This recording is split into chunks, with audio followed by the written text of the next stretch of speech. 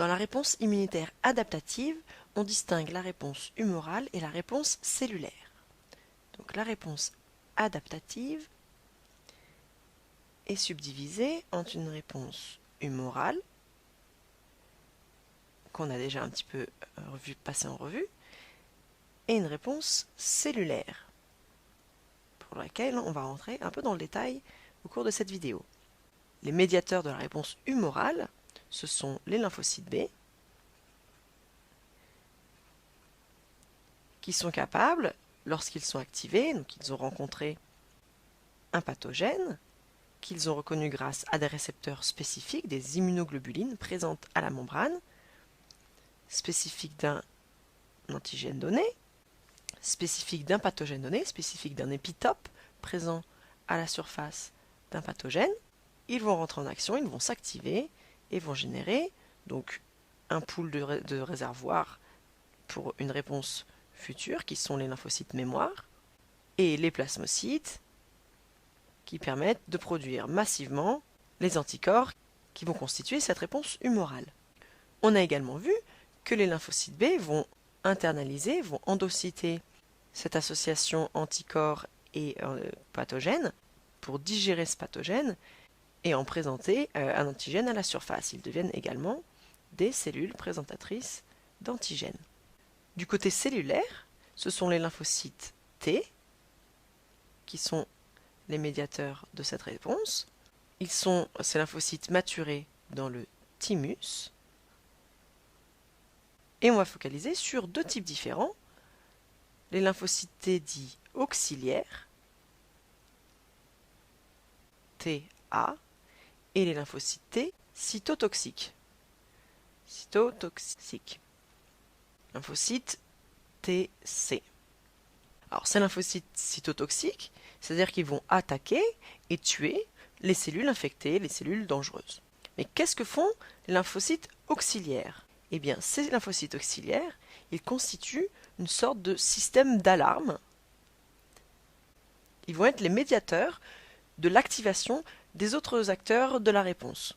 Et donc ce système d'alarme qui fonctionne en fait par le biais justement des cellules présentatrices d'antigènes, où ils reconnaissent l'association d'un complexe majeur d'histocompatibilité avec un antigène. Donc, si on prend l'exemple d'une cellule dendritique, donc je prends exprès la cellule dendritique puisque c'est la cellule la plus efficace en tant que présentation de l'antigène pour ces lymphocytes T auxiliaires. Donc on a cette cellule dendritique qui est un phagocyte, qui a phagocyté un pathogène, qui l'a digéré, et qui en présente maintenant un épitope au niveau d'une molécule du CMH, du complexe majeur d'histocompatibilité. Elle présente un antigène provenant du pathogène qu'elle a détruit. Et si elle rentre en contact avec un lymphocyte T, qui porte à sa surface un récepteur spécifique pour cette association CMH antigène, donc chaque lymphocyte T auxiliaire porte à sa surface un récepteur qui permet d'interagir avec l'association CMH antigène et qui porte une partie variable. De la même manière que les immunoglobulines présentes à la surface des lymphocytes B portaient une partie variable, eh bien, à partir de leur matériel génétique, lors de leur processus de maturation, les lymphocytes T sont capables de générer aussi une variabilité au niveau de leur récepteur. Et donc la partie qui reconnaît l'antigène ici est spécifique de cet antigène. Donc par exemple un autre lymphocyte T qui porte des récepteurs avec une partie variable différente ne pourra pas, lui, reconnaître cet antigène-là.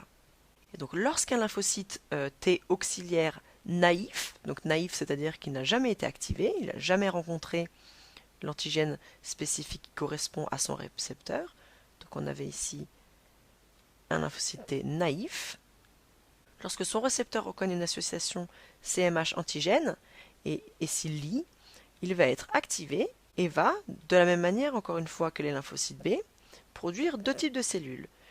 Une partie de cellules mémoire, qui vont constituer un pool de cellules portant exactement cette même partie variable, même version du récepteur, et qui seront présents dans l'organisme, prêts à réagir à nouveau en cas de réexposition à ce même pathogène. Et l'activation de ces lymphocytes T auxiliaires, leur prolifération, va également générer des lymphocytes effecteurs.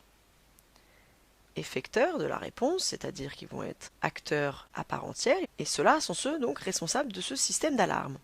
Ils portent également toujours cette même version du récepteur à la membrane, et ils produisent des cytokines, qui vont être des protéines qui vont stimuler la prolifération des lymphocytes B et des lymphocytes T cytotoxiques. Lorsque ceux-ci sont activés, ça va être un signal qui va leur dire que la réponse immunitaire est toujours nécessaire, qu'il faut continuer de proliférer.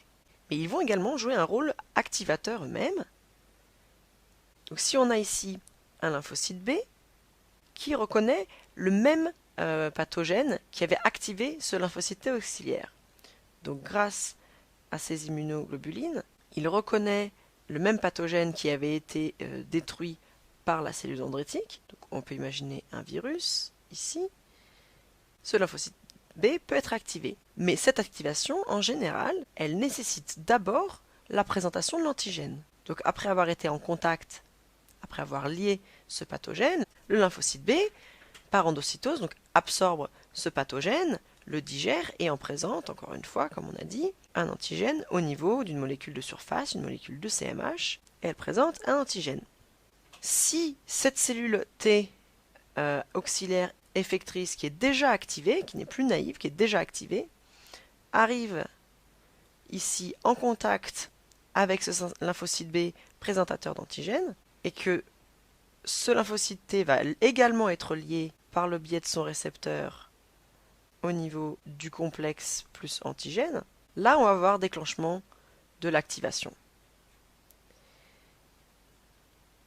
Si ces deux cellules sont spécifiques du même pathogène, du même virus par exemple, alors pas forcément du même épitope, par exemple ici l'immunoglobuline peut avoir reconnu un épitope présent à la surface du virus, et après digestion, l'antigène ici qui est reconnu était une protéine présente à l'intérieur du virus. Mais du moment que deux cellules ont tous les deux reconnu cet élément comme un pathogène, on peut avoir donc activation et production massive de la réponse immunitaire. Donc ça agit comme un double verrou de sécurité. C'est-à-dire qu'il faut qu'on ait à la fois un lymphocyte T spécifique de cet antigène, que ce lymphocyte T était activé par une autre cellule présentatrice d'antigène, et qu'un lymphocyte B, spécifique du même pathogène, présente lui aussi l'antigène à la surface pour qu'il y ait activation de la réponse. Et bien ça protège contre des erreurs que pourrait commettre le système immunitaire. Par exemple, si lors de la maturation, un lymphocyte B passe à la trappe de l'élimination alors qu'il réagit contre une protéine du soi, eh bien ça serait dangereux de déclencher plein pot la réponse. S'il est isolé, s'il est le seul à reconnaître une protéine du soi, la probabilité qu'un lymphocyte T également spécifique d'une même protéine du soi puisse exister et lui aussi ait eu un problème de maturation est inexistante. Donc du coup, ça permet d'éviter de déclencher une réponse qui n'est pas nécessaire, voire dangereuse. Voilà, on va pouvoir maintenant se tourner vers l'autre type de lymphocytes T, qui sont les lymphocytes T cytotoxiques.